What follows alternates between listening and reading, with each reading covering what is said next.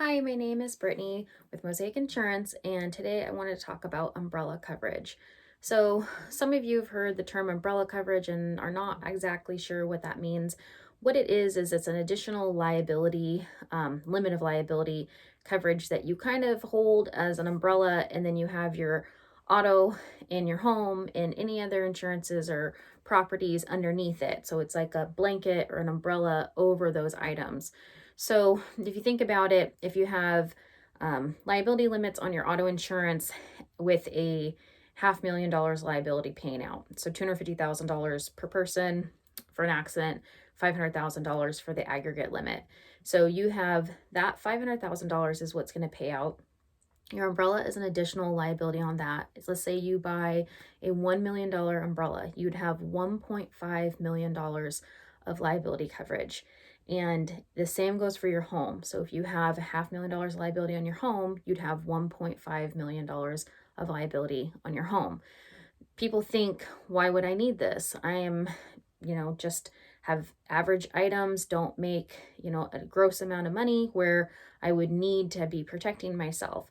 If you make any money or receive any money from the state, you have money that can be involved in a claim. So let's say, for simple purposes, you're backing out of your driveway and you hit the UPS guy, and the UPS guy is 30 years old and makes $30,000 a year.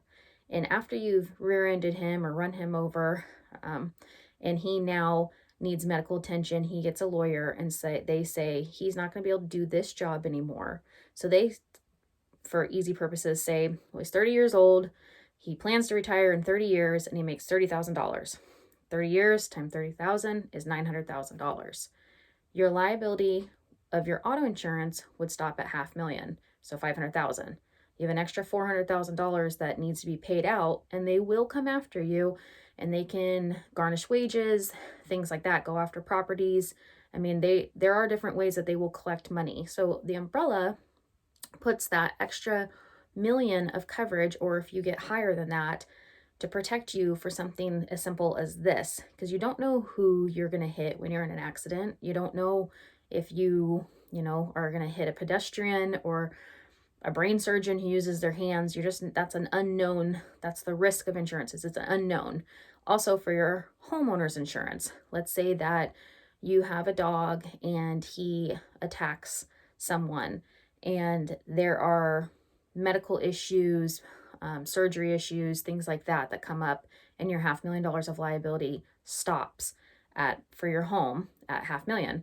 Then you'd have that another $1 million of liability from the umbrella, so you'd have 1.5. So that liability is there to make that gap.